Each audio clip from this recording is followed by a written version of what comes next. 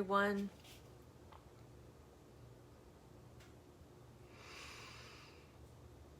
So, for today's sharing, I was thinking that we haven't brought out the Apples of Gold book in a while, and I was thinking it would be fun to pick a quote because we are at the last 4 days of Mercury retrograde. And this Mercury retrograde has been pretty potent for me. I think it's been pretty potent for a lot of people. And I think the good news about that is that it means that we're really getting the opportunities to rewire our brain synapses, right? Rewire the way that we're perceiving things so that we can recalibrate and what are some more recreate our reality, really. So I think that it's good. Hi, Joy. So this is the thing, is that Mercury retrograde is going to actually oppose Chiron before it moves forward. And it actually opposes Chiron and stations direct, right? And if you've been following me, you know Mercury is the guide or ruler to the north node. Jupiter, guide ruler to the south node, is going to be also going direct on the same day while Mercury is opposing Chiron. And that's a lot. Hi, Lori. I'm so glad to see you. Yeah, I haven't seen you in a while. So, yeah, I'm actually trying to read this name. I can't read your name. It starts with a K. I don't want to mispronounce it, but I am doing good. Thank you so much. Thanks for your comments, everyone. So, on the 18th, Mercury's going to go direct. Jupiter's going to go direct. Mercury's going to be opposing Chiron and Aries. And really, you know, Jupiter's all about our personal truth and truth in general. And, you know, Mercury is about perceptions, our communications. It's about how we connect with others. So it's about connections, right? And it's in Libra. So this is especially about connections, connecting with other people, and our relationships with the outside world. That can be people, it could be anything in the outside world, right? And Mercury opposing Chiron and Aries is really going to be likely, there's something going on with all of us around really aligning with our own personal truth. Our own personal truth has probably been changing and shifting for really the last 18 months because the south node of the moon has been in Sagittarius, which is really about, you know, kind of finding that there's certain truths that we no longer align with anymore. We've outgrown them, or something is no longer true for us personally. And so we have to really shed old ways that we've been thinking and believing because we're actually ready to evolve into new ways of perceiving things, new ways of believing, or new belief systems, right? So I just think that really with that Mercury opposite Chiron, I wanted to talk or just to share with you all that I know in my personal life, I've been feeling it. I did a lot of healing work yesterday. And this is really, I think, the approach of that Mercury opposing Chiron, right? And so remember that Chiron, that opposition will likely bring things up so that there can be healing. And, you know, the idea there is that healing of one's own newest identity, because it's Aries, right? So it's your identity and, you know, your instincts, because it's ruled by Mars. So this instinctual nature to act on behalf of your own desires and your own personal soul evolution which, you know, as I said, is likely really correlated these last 18 months with shifting belief systems and learning new things, and, you know, really being changed by new connections or new things you're learning and things like that. So apples of gold. I'm going to pick a quote just to give us a little bit of something to contemplate if we wish on this last 4 days. And just know when the planets station to a new direction, so as the planets Jupiter and Mercury are stationing, they're slowing down, they're about to go direct. These are days to really notice what's coming up for you. And really, again, with it being correlated to Chiron, recognizing it's an opportunity to heal. And so whatever's coming up, it can be giving you insights on what would be healing for you as we move forward, and as you move forward in your own evolutionary path, but all of us in the collective evolution, right? So I'm going to pick a quote, and I'm going to have to move around because I don't want you to get too much lighting. I don't know if you can see me, but I have to have the light so that I can actually read this. I really probably need my glasses.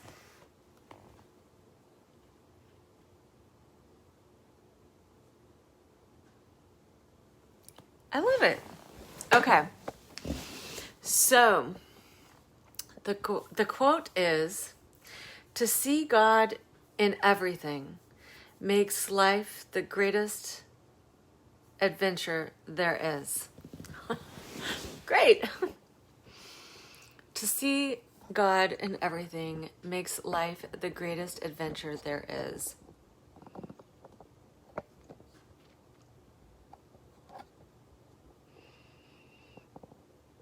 I think that's a great quote.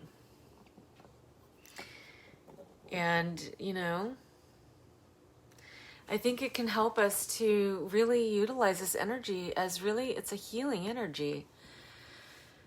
God is in everything. Everything is God expressed, right? And God itself, as far as I understand so far, God itself is eternally recreating itself, right? And evolving. And we are an expression of that. And so we're all doing our own part in this evolutionary journey of God itself, right? So really everything that we go through is, you know, all of our experiences are really an adventure in consciousness. I always like to think of when I think of Jupiter and Sagittarius, I think of adventures in consciousness, because Sagittarius is all about adventures, and Jupiter is like this beneficial planet. I mean, yes, whenever we have Jupiter transits, it can like really expand. It expands consciousness. It expands what's going on in consciousness, and sometimes that can be not always what we're hoping for in certain ways, but Jupiter's all about adventure. You know, it's about expanding things so that we can see them, so we can know them, so we can understand them. And Jupiter gives us these opportunities to actually expand our consciousness by having different adventures in consciousness, right? So, you know, I think that the way I interpret this is just that I think that keeping that in mind as we go through this rest of the days of Mercury in retrograde, as it approaches that opposition with Chiron, it's like, this is an adventure in consciousness. And it's so infinite.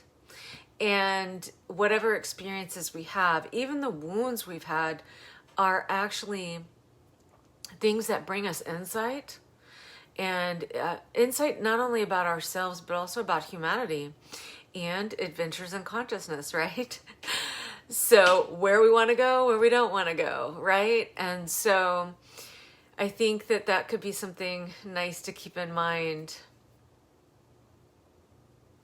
I want to read the comments. So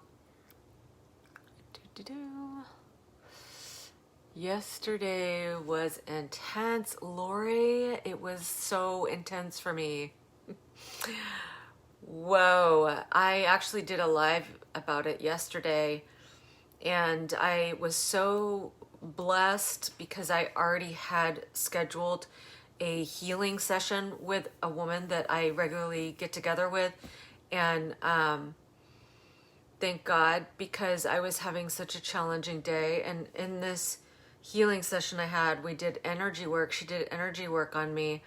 And I actually had, what was coming up for me was all Venusian things, because Mercury was actually, so transiting Mercury was on my natal Venus. And it was really a lot of Venusian things coming up. I was feeling a lot of irritation, a lot of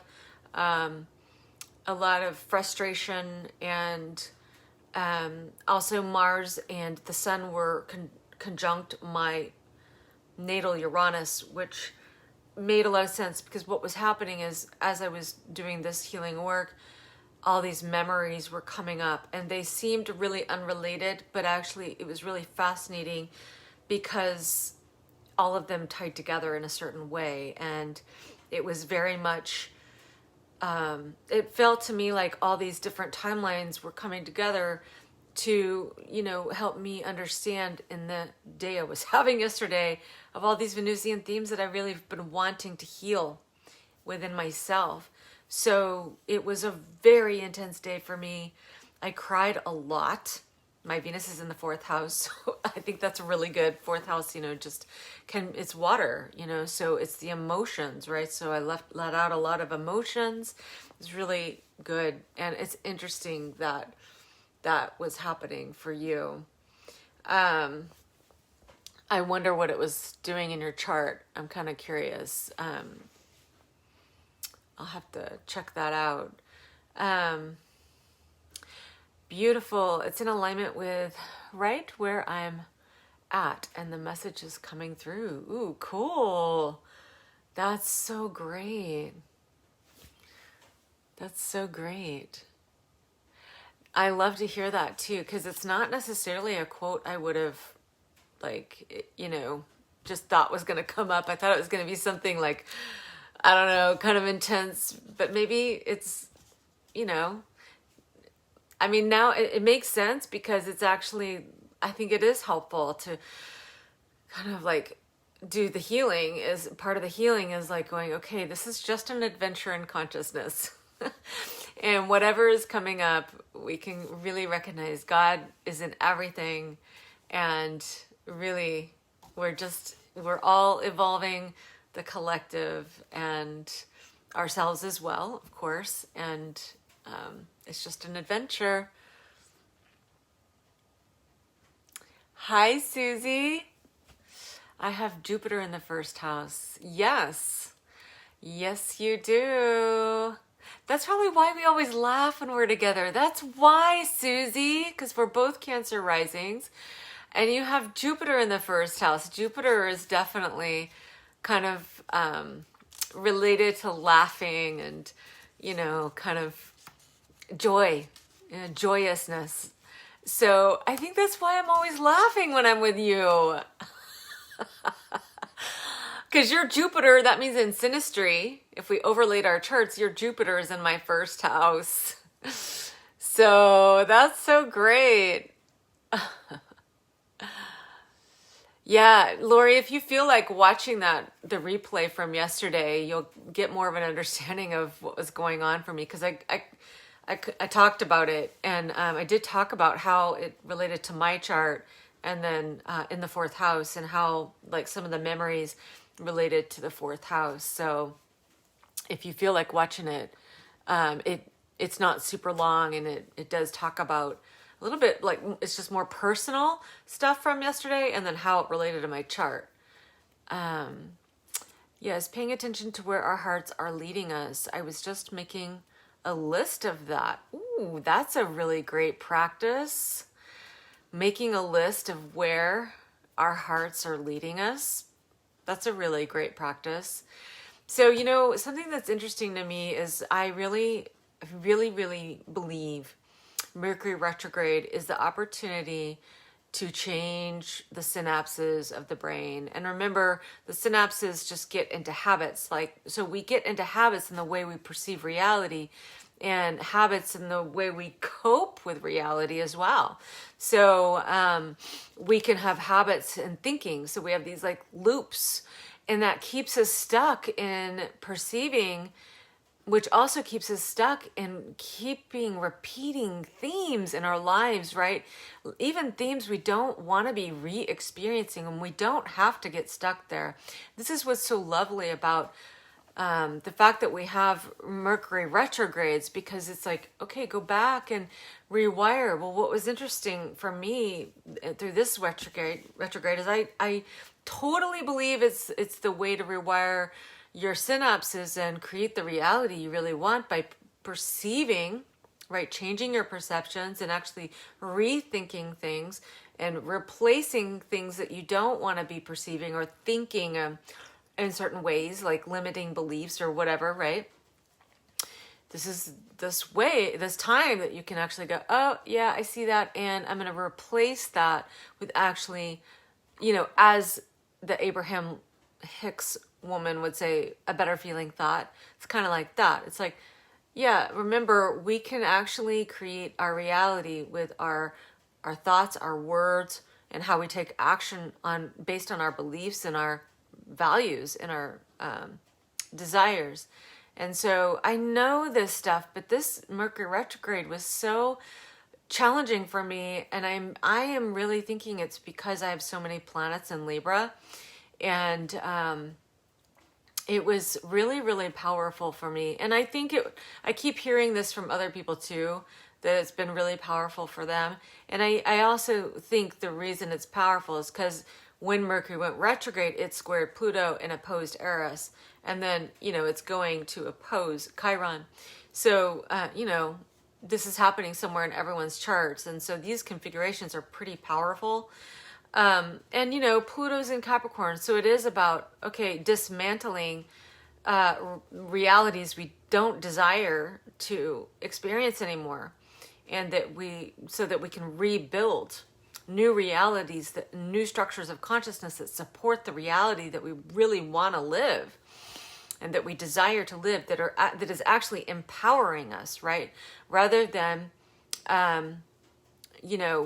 actually, how do I say this? Actually, diminishing our power, right?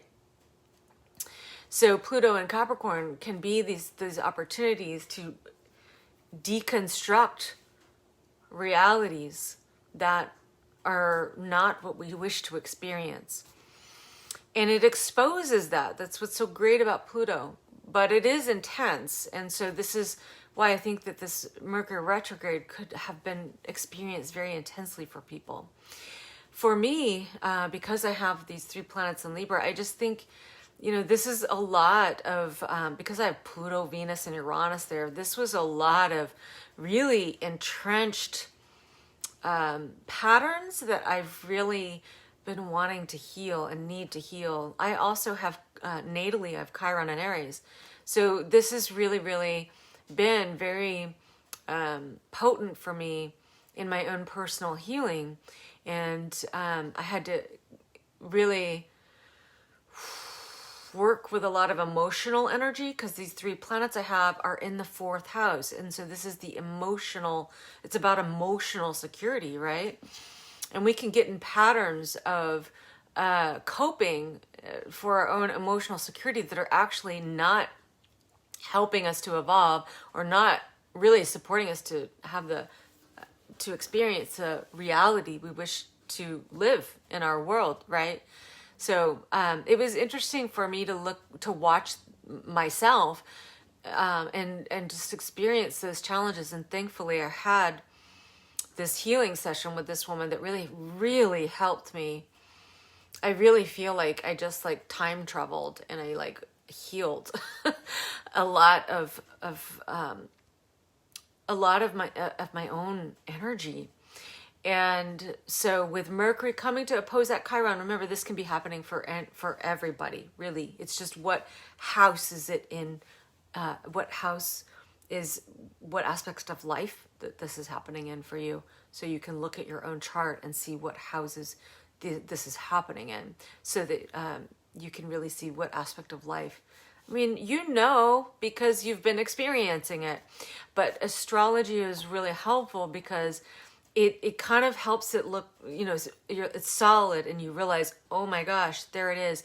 And then when you see that, it's just like, it just takes, it takes you even deeper into the dimension of the opportunity for the rewiring, right? So Mercury retrograde, always an opportunity to rewire the synapses of the brain, change one's habits, and really habits that support routines that, you know, change those habits to be habits that support and routines in your daily life, in your perceptions, in your thinking, in your speech, all of that, that helps to support the reality you really wish to live.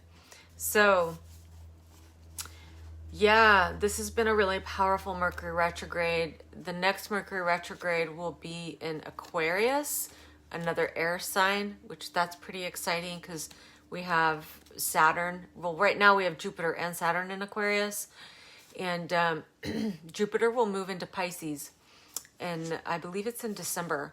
So in that Mercury retrograde, it'll just be, or as Mercury goes into Aquarius, it will be touching Saturn in Aquarius. So anyways, that'll be coming. But I also wanted to say that I got this memory come up in my timeline today, and it was a thing I wrote about Mercury retrograde last year, and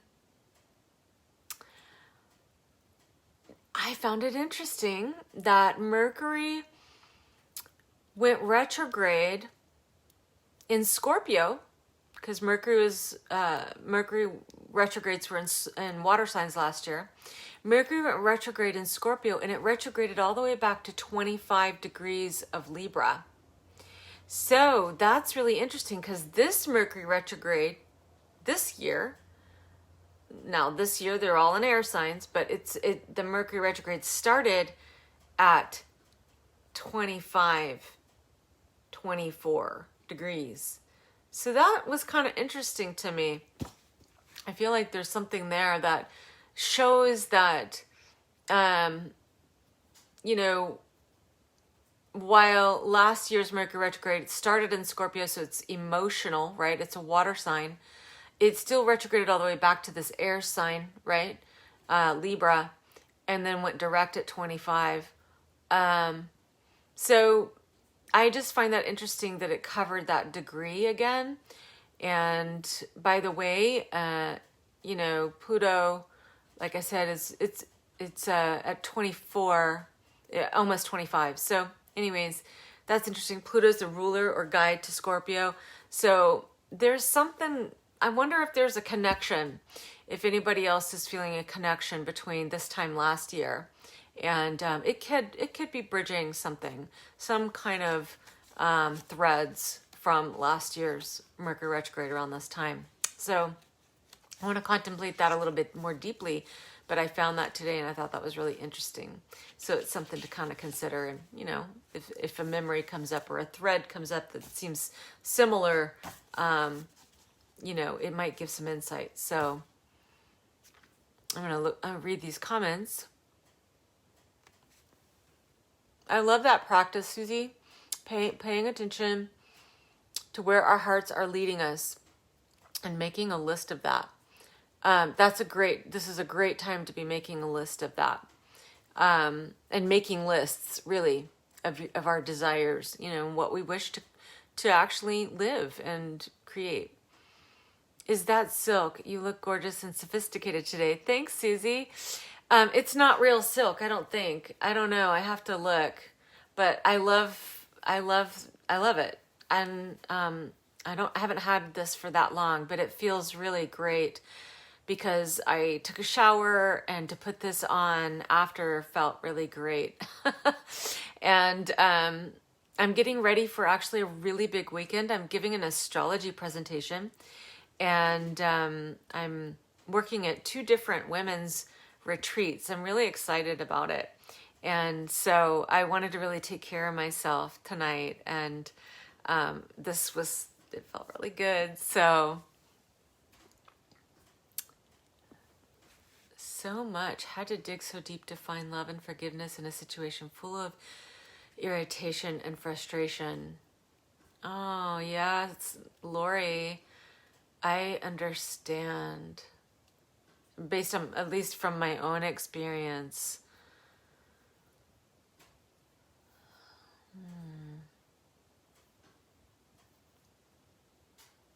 That makes a lot of sense because it's Mercury in Libra. So it makes a lot of sense.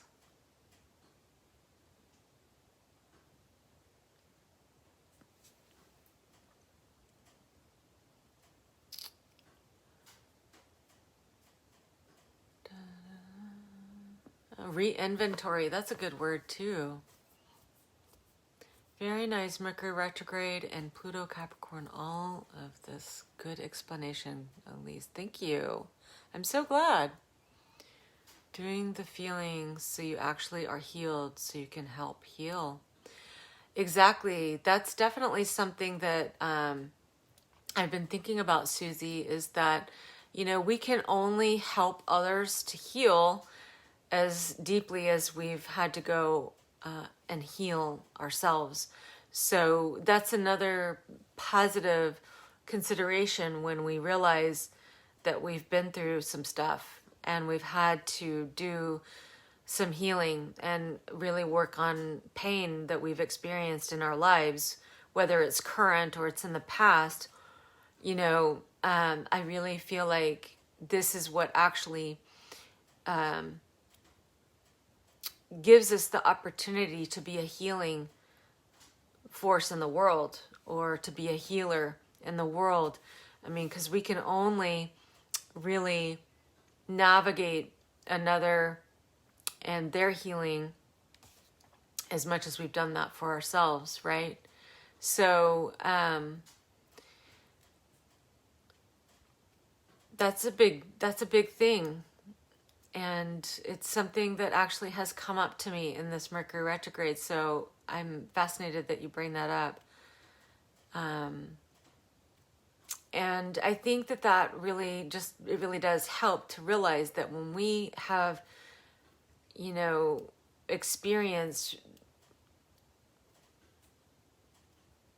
these, whatever it is that we feel we have to heal, we know that now we have like a toolbox of healing tools that we can share with others, right? So that's Chiron energy, right? Yes, exactly, Joy, exactly. Chiron is the wounded healer, right? So Chiron, wherever you have it in your natal chart, is the place that you've had to, throughout your life, tend to specific themes of wounds and wounding. And so through having to heal oneself repeatedly, right? It's not something that it's healed once and you're done. I mean, it's something that you're exploring through your life, and through that you become a healer of that specific archetypal energy, wherever you have it placed in your natal chart. And so it's literally something you just naturally bring because you've done that healing. And it's also something that you become a teacher of, right? So Chiron is also the teacher. And so, yes, that is so awesome you thought of that, Joy, because it's so right on. Chiron is that energy, where when we've done our own personal healing work, this actually gifts us with these healing tools that we can share with others, and expanded awareness as well. So I think that's so cool that you brought that up. I think Chiron is prominent in my chart on my midheaven. I think you're right, Susie. If I remember, yes, I remember it's prominent in your chart. I'm pretty sure you're right. It's on your midheaven. Yes, yeah, yeah. So I mean, on the midheaven, it can be really this is how you're contributing in the world, is through this Chiron experience that you have had through your life, likely throughout your life, but also through that, really bringing something to the world, because the midheaven is it's typically the cusp of the 10th house. It doesn't have to be. It depends on what house system you use, but ultimately it is a contribution that you're bringing. So much healing. Yes. And the thing is about healing is that it's something that reoccurs. It's not like we do our healing work and we're done. It's like healing is basically just renewal. And it's renewal on a deeper and deeper and deeper level. So I think it's yeah, it's interesting because I've been exposed to people that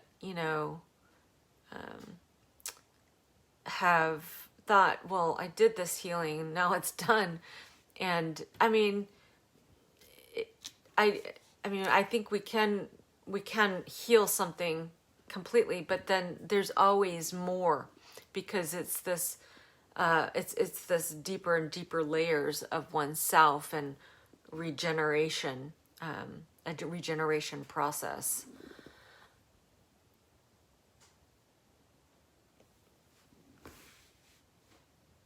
Collapse, rebuild, repeat. Yeah. Well, and I think too, like woundedness, I feel like can be it can be this experience of feeling pain from the fact that things do change. They're constantly changing, and so we do have things that we love that we lose, or that kind of bring a different dimension of life that feels like it's a loss or collapse, or and then we have to actually glean and integrate this new awareness that comes from that, and then rebuild our perceptions and rebuild ourselves, our own identities, and our own ways of perceiving the world, and our ways of perceiving ourselves as well. So it's like the cells of our body, they completely regenerate after 7 years, right? So our bodies are completely new after 7 years. And so that's kind of like that, the cellular turnover. It like cells die and new cells are born. And, so there's just like, in some ways I think of it like that too, where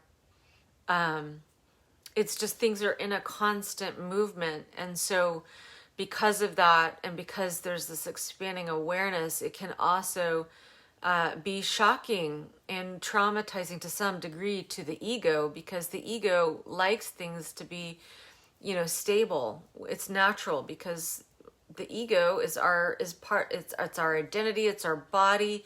It wants things to be stable, because that's its function, is to create stability so that we can actually move while being stable.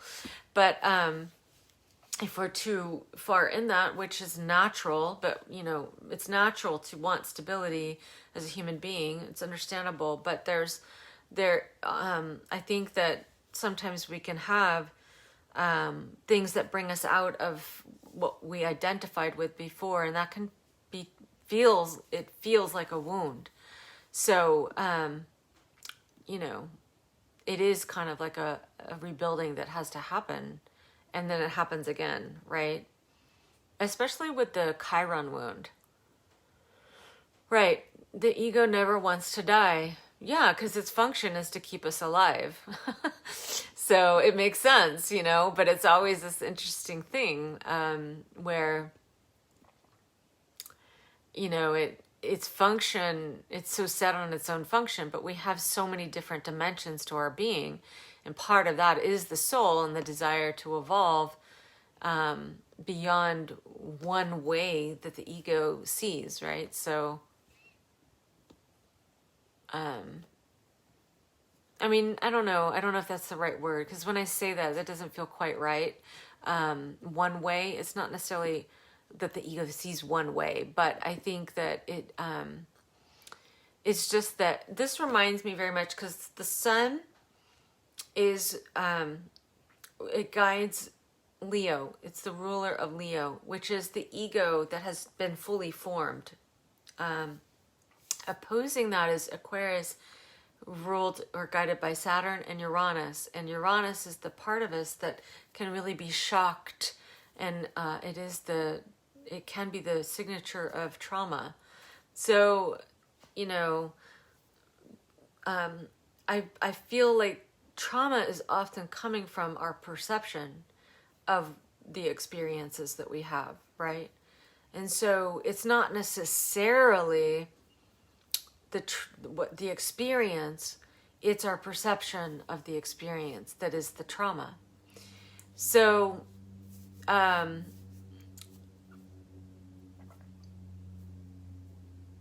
yeah, the ego does have different times. I mean, we all have different times in our lives that, we get this sudden awakened experience where we're shocked into some new reality, and it can feel traumatizing.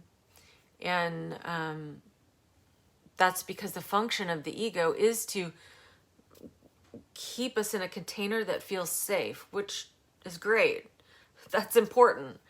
But it can then not be able to mature and grow because it's so locked into one way. And I still don't want to say one way, but it's locked into a certain way of seeing things. But, if we didn't have this evolutionary forces outside of ourselves, I mean, that we're part of this whole evolutionary collective experience, right? It actually helps us to grow more beyond our own ego and more of a enlightened experience that does encompass more than just ourselves. It encompasses many, many others, which I feel like brings me back to Lori's comment about, this forgiveness and that was needing to happen. And, I find myself, my own ego can sometimes grapple with other people's evolutionary experience, and I'll use an example from my own life. It's like I think most people have had experiences from their childhood. For example, it doesn't have to be their parents. It could be anyone in their family, or it could have been, adults, teachers, whatever. Maybe experiences that then as adults we realize, wow, that person that I saw as an authority actually really disappointed me, or really, made an impact on me that is not favorable, what wasn't good, or really feels like they hurt me, But the thing is, so like I've had that experience, and I realized that as part of my ego, that's like, why do I have to deal with their thing, But it's actually, it requires this recognition that there's, we're all doing this together. I've also recognized that I don't attract anything that isn't somehow resonant with me. So I've learned also to realize that whatever I'm attracting, whatever I attracted in my childhood, there was something that was beneficial for me to see from that about myself. And so I realized that it actually offered a healing to me and expanded my consciousness. So that's where I feel like Adventures in Consciousness, from the quote that we picked, is really helpful. And also what Lori was talking about, like this like intensity and this like, you know, having to go deep to really forgive a situation and whatever it was, and you know, whatever the situation was for the other person involved, you know. So contraction sometimes feels safer than expansion. Yeah. Expansion can take courage or support, totally. I think sometimes contraction is actually important, because there are probably some times that we should pull back, you know, from certain things. But expansion is going past our growth edges. And yes, it can take courage to go into the unknown, past our growth edges, and also support. Definitely. Support is really helpful. You know? I mean, it's kind of like our mother, right? We were born and our mother supported us for a certain level of time, you know, before we were ready to start crawling and walking and whatever, and that she was still supporting us, right? So as we expanded through our being in our body and learning how to be in the body and learning how to crawl, learning how to walk, we were really supported to expand. But, you know, it had its, I don't know if dangers is the right word, but it had its like level of like, whoa, we're in new territory now, you know, and I gotta learn new things. I gotta learn how to navigate this new thing. So yeah, so thanks you guys for bringing all these comments, because it's so rich. And yeah, contraction gets the baby born. That's a great insight. Yes, exactly. And you know what? This is why I love oppositions and squares and between planets, and not only in natal charts, but also in the sky and collectively, because it's like contraction. It's pressure. The pressure is there to actually get us to move in the direction that our soul is wanting to go. So, you know, where a lot of people, you know, it all depends on your relationship to contraction. It depends on your relationship to challenge. But if there's a lot of squares and oppositions in charts, you know, people can be like, oh no, you know, and it's like, actually, that's so good, because that's actually putting the pressure for you to harness that energy and actually get to the next level. So without the pressure, we don't always, you know, get out of the womb. Like, the womb's really nice. It's comfortable. It's warm. We like to stay there, you know, so, but we get pushed out, and that's what these transits do for us, bringing that pressure on, and the intensity can get us to move in new directions. So it is that's an important piece, and we're always rebirthing, really, every day and through different cycles in our lives, right? Depending how the planetary cycles are happening for us in our charts too. So, like pulling the bow of the arrow back. Yes, exactly. That's a great analogy also. That's awesome.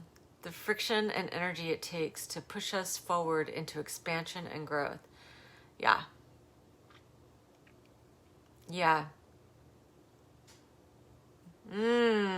I think that is so key. Really remembering, you know, friction is really nice. I mean, okay, I'm just going to say, like, we all know when we're attracted to somebody, it's because there's friction. without the friction. I mean, it's nice to have flow with someone. Yes, that's attractive too. But there is something about tension. And so I was just thinking of that as well. It's like that, it takes friction. We want that friction. It like gets us going, it gets momentum going. It actually gets us to like create something new. And so our relationship to challenge can change, right? So we can actually realize that, this is some intense friction. I'm really freaking frustrated. Like I was yesterday. I was really frustrated. And I was resisting it. And what's so fascinating is that I realized that I have been resisting support in my life. I've been resisting it. I have my own reasons, which came from wounds. But anyways, I've also been thinking about resisting and pushing away. And I'm going to contemplate that deeper because yesterday was so frustrating, and I was really like, I think if I had thought about it and said, okay, this is the friction. I can use this. I don't have to resist the friction. I can use this refriction. Refriction. That's a new word. Refriction. I'm going to think about that one. But anyways, I can use this friction to actually use the momentum and the frustration of it into really creating what I desire. So I'm going to think about that a little more. But yeah, friction is good. Tension can be good. We can use it. We can not be afraid of it, right? Not resist it, but actually realize it's an opportunity to use energy. Utilize it for what we desire. So tension can be uncomfortable, but it's necessary in order to create energy. It's so true. It's so true. I mean, if you think about it, like if you have energy and it just goes like this, it just goes, right? But if you have energy and it like, it has tension, it like, it can move. So yeah, so thanks everyone for all your comments. It really made this conversation so rich. I love it. And, just to bring that quote that I picked at random at the end here for everyone, it is, to see God in everything makes life the greatest adventure there is. It's great. So, happy adventures, everyone. Adventures in consciousness as we approach Mercury retrograde opposing Chiron and Mercury and Jupiter going direct on October 18th. So everyone, have a lovely evening, day, morning, wherever you are in the world. And as you know, I'll be back tomorrow.